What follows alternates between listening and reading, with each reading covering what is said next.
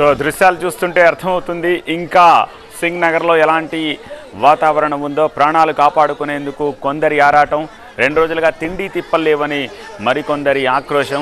విజయవాడలో ఎటు చూసినా సరే దయనీయ దృశ్యాలు కనిపిస్తున్నాయి. అలాంటి వారందరికీ సాయం చేసేందుకు విజయవాడ సింగ్ నగర్లో రెస్క్యూ టీమ్స్ శ్రమిస్తున్న పరిస్థితి కనిపిస్తోంది. సింగ్ నగర్లో వరద తాకిడికి మరబోట్లు కూడా వెనక్కి వెళుతోన్న పరిస్థితుల్లో బోట్ సిబ్బంది కష్టం మీద బాధితులను చేరుకునే ప్రయత్నం చేస్తున్నారు. సో ఎమ్మెల్యే వసంత కృష్ణ ప్రసాద్ ఫుడ్ ప్యాకెట్స్ అందిస్తున్న దృశ్యాలను కూడా విజువల్స్లో చూస్తున్నాము.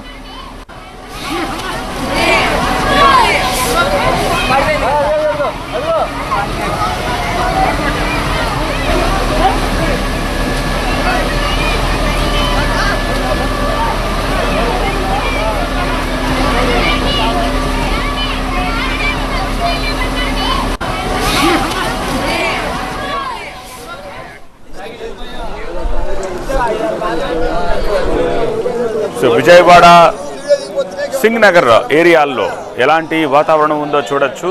కొన్ని ఏరియాల్లో నడుము లోతు నీళ్లు, మరికొన్ని ఏరియాల్లో నిలువెత్తు నీళ్లు ఉన్నాయి. సో వాళ్ళకి తాగడానికి నీరు, తినడానికి తిండి, అలాగే పాలు ఇవేమీ దొరకట్లేదు. సో ఈ నేపథ్యంలో ఒక బోట్ అక్కడికి వెళితే ఫుడ్ ప్యాకెట్స్ తోటి జనం ఆకలితో అల్లాడిపోతూ ఆ ఫుడ్ ప్యాకెట్స్ కోసం అక్కడికి వచ్చిన దృశ్యాలని చూస్తున్నాము. అలాగే వీలైనంత ఫుడ్ ప్యాకెట్స్ని పంచే ప్రయత్నం చేస్తున్నారు, పాల ప్యాకెట్లను ఇచ్చే ప్రయత్నం చేస్తున్నారు. సో వాటి కోసం జనం ఎదురు చూస్తున్న పరిస్థితి. నిన్నటి నుంచి పవర్ సప్లై లేదు.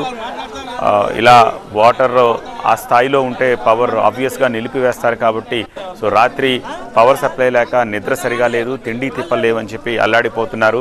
రెస్క్యూ చేయడానికి ఒకరిద్దరు కాదు, కొన్ని వేల మంది, లిటరల్లీ చెప్పాలంటే 1,00,000 మంది కంటే పైనే అక్కడ సింగ్ నగర్లో ఇరుక్కుపోయి ఉన్నారు. కాబట్టి వాళ్ళందరికీ ఆహార పొట్లాలను ఇచ్చి ప్రస్తుతానికి రెస్క్యూ చేసే పరిస్థితి కనిపిస్తోంది. సో ఈ నేపథ్యంలో సింగ్ నగర్లో జనం ఆహారం కోసం ఎలా ఎగబడుతున్నారో ఈ దృశ్యాలు మనకి చెప్పకనే చెబుతున్నాయి.